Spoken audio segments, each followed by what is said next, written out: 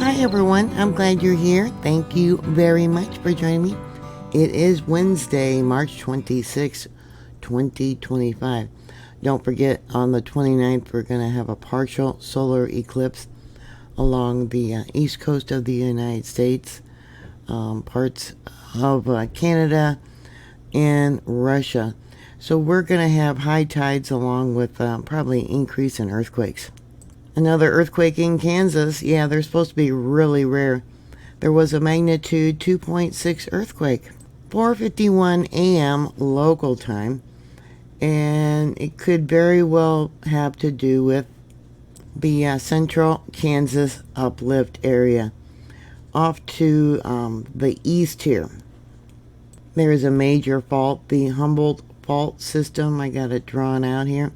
Yeah, this after I did a report about the Glen Elder earthquakes that happened earlier last week, I believe it was. This earthquake is not in an area where it could be man-made, where they have fracking going on, but you still don't ever know. It was shallow in depth, only about 6 miles or 10 kilometers. But they often put 6 miles or 10 kilometers when they're not exactly sure how deep the earthquake was. So we'll go back into this location. Yeah, you notice this lake to the southwest a little bit. A lot of earthquakes have been occurring there.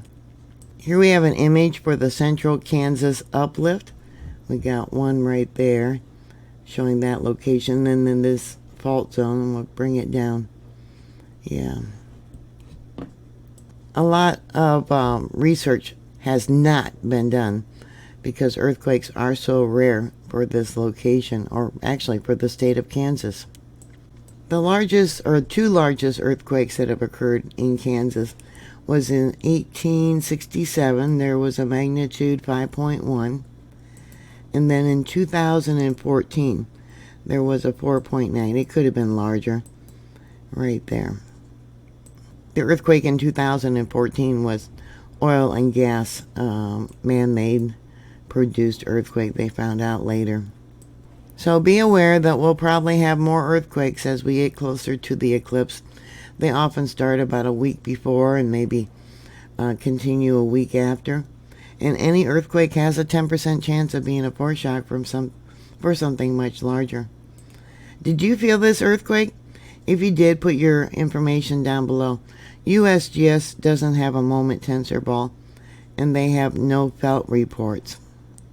But yeah, I'm sure a lot of people felt this being so early in the morning. They're probably getting up and doing their chores for their farms and getting ready to go to work. So how long did it last, and was there any indication prior to this that your pets were acting up? Please like, share, and subscribe, and I'll talk to you later. God bless you. Bye.